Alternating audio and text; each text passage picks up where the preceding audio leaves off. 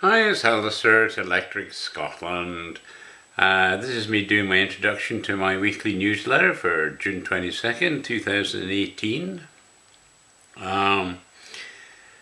So this week, it's been quite a few things going on. In fact, I've had a few things that have happened of late that I'm telling you about in my Canadian Experience Diary, because I've had some electrical work done and had the fire brigade out and so forth, so all kinds of interesting things went on this week.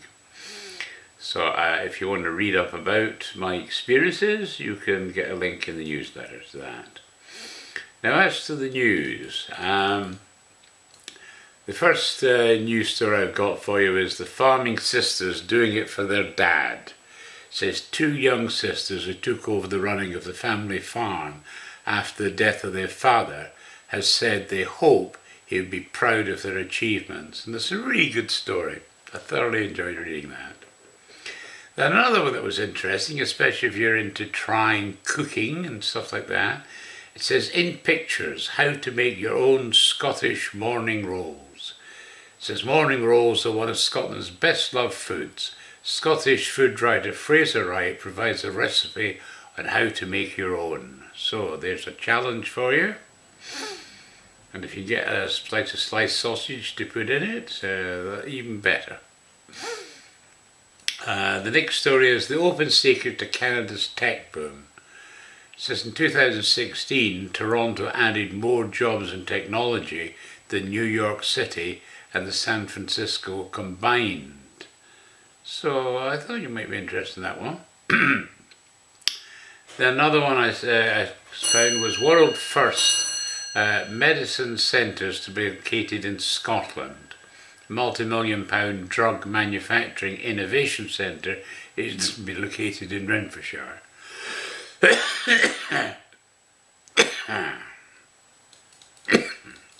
next story is an additional story about the Growth Commission's report that the Scottish Government put out. He says, I'm indebted to Fraser White, who first spotted this rather significant error in the Growth Commission report and blogged about it here. Next story is 100 years of berry picking in Scottish summers. It shaped the summer holidays of tens of thousands of Scots who were dispatched to the fertile fields of the east to pick berries and earned a pound or two. Next one is why a WTO-based exit from the EU is best for the UK.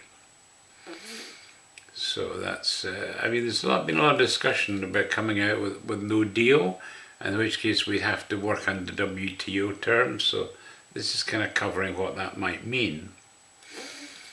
Then Outlander, the Scottish history stories from, Diane Gamble the Gone? Says First Nation Canadians pictured in Scotland on season 4 shoot.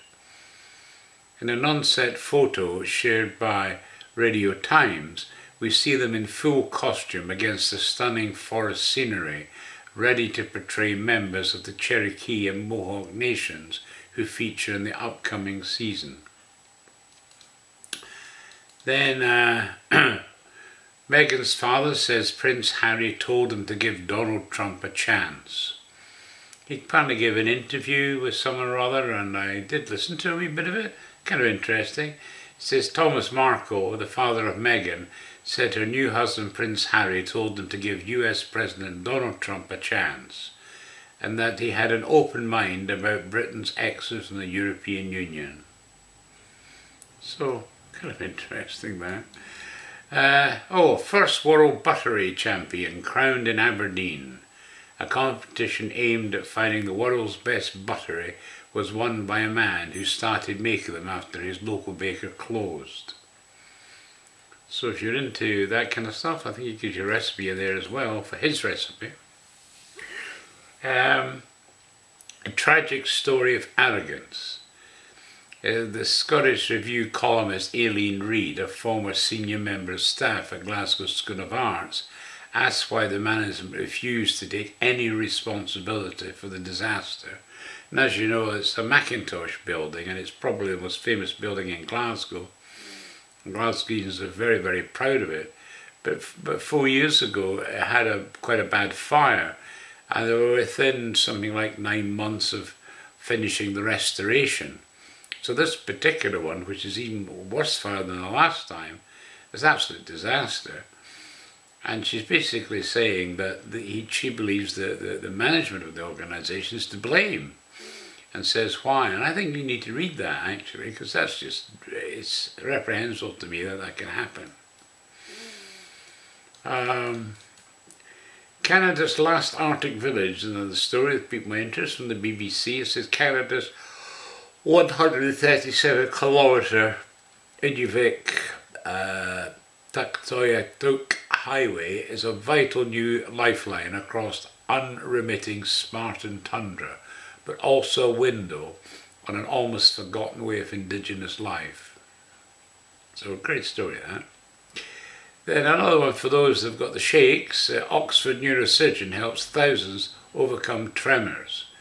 A neurosurgeon has helped 2,000 patients control their tremors after implanting electrodes in their brains. And it's a very, very good video. It's amazing the difference that's making. Absolutely amazing. So if you've got that issue and you don't know about that, you might want to read about it. Then I picked one which was the Royal Highland Show 2018. It's one of the premier shows in Scotland. Great agricultural show. And so this is everything you need to know. The annual extravaganza generates around 65 million a year for the Scottish economy. And then one I picked up, which is about golf, is Phil Mickelson's US Open behaviour was despicable.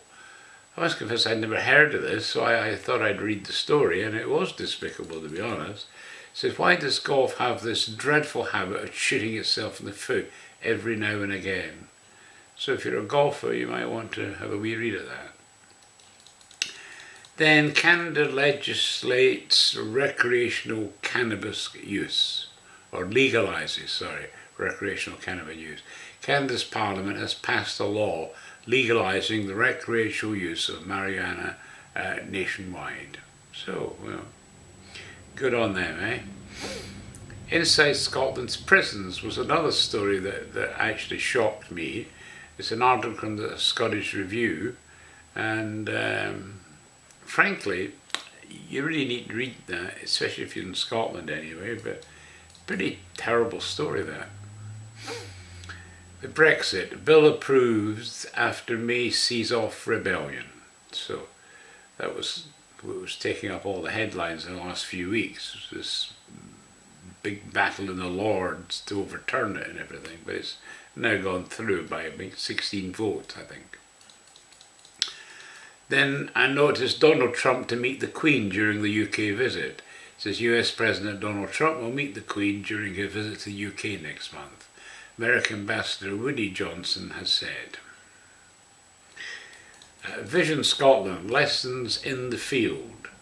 For nearly 2 decades, the Royal Highland Education Trust has been opening the doors to the countryside for more than 20,000 school children each year. That's a really good story, and I hope you might want to read that. Then one was Never Mind the Facts, Feel the Full Indignation.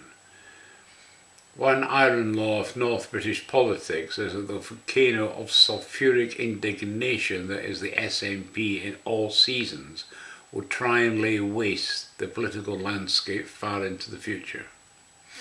Pretty serious discussion, that. So, unpicking the myths about Brexit. Now this is one I thought you might like to read. 2 years on, many still don't understand why the UK voted for Brexit.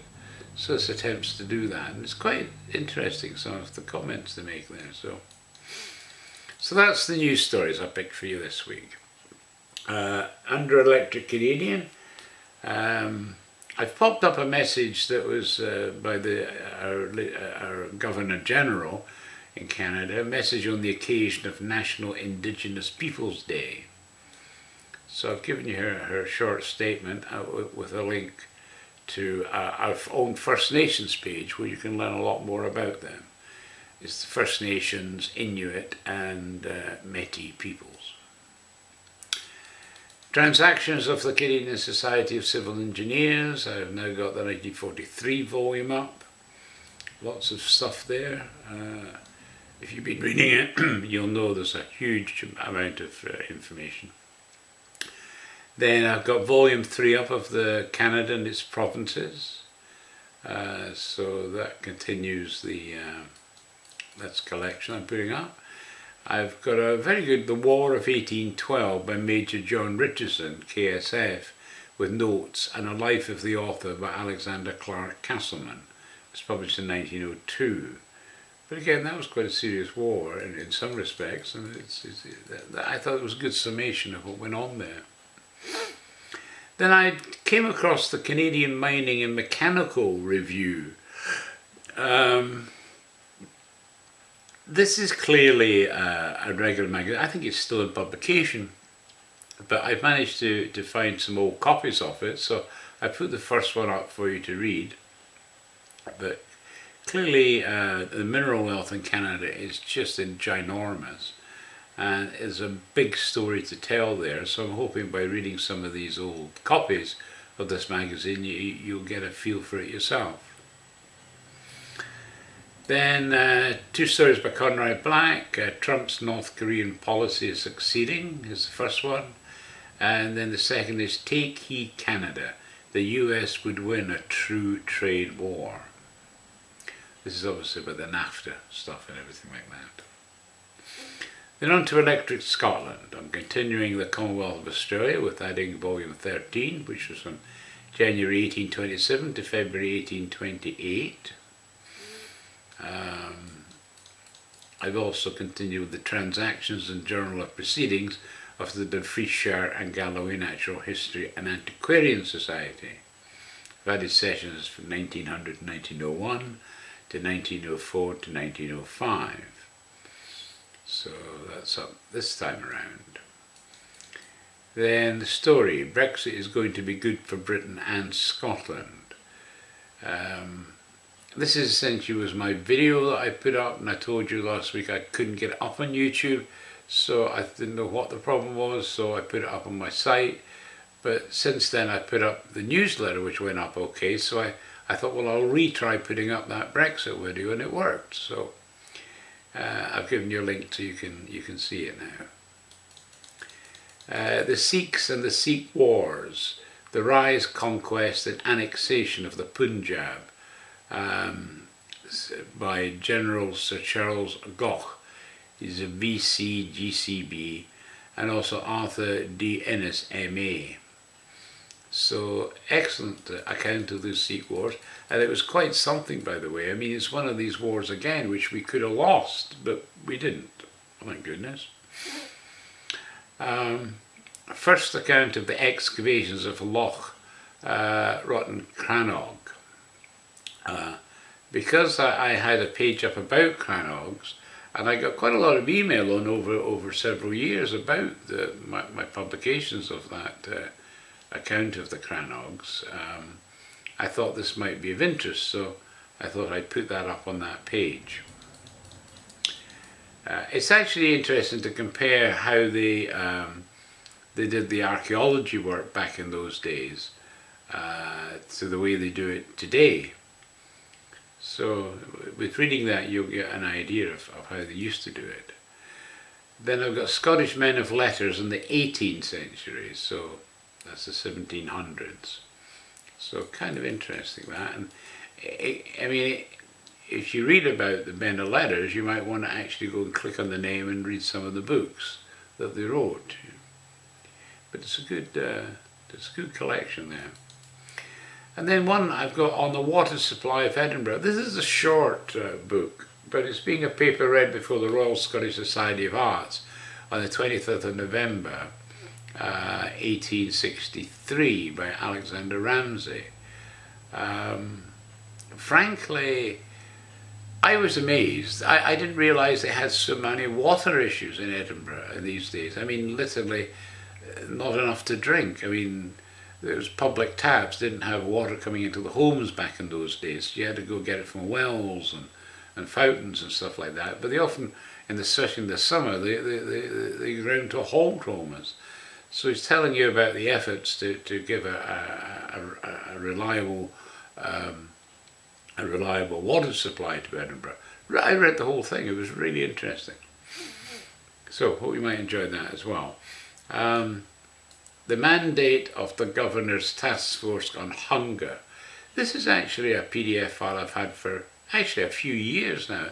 I always hummed and hawed about whether to put it up or not, but I decided I was going to do it. It's actually the study of the problem of hunger in Washington State, in America. And I thought there were some lessons to be learned from it, which is why I took a copy of it. But so I've decided I'm just going to put it up. So I put it up in our American section. So if you'd like to read that, it's available to you.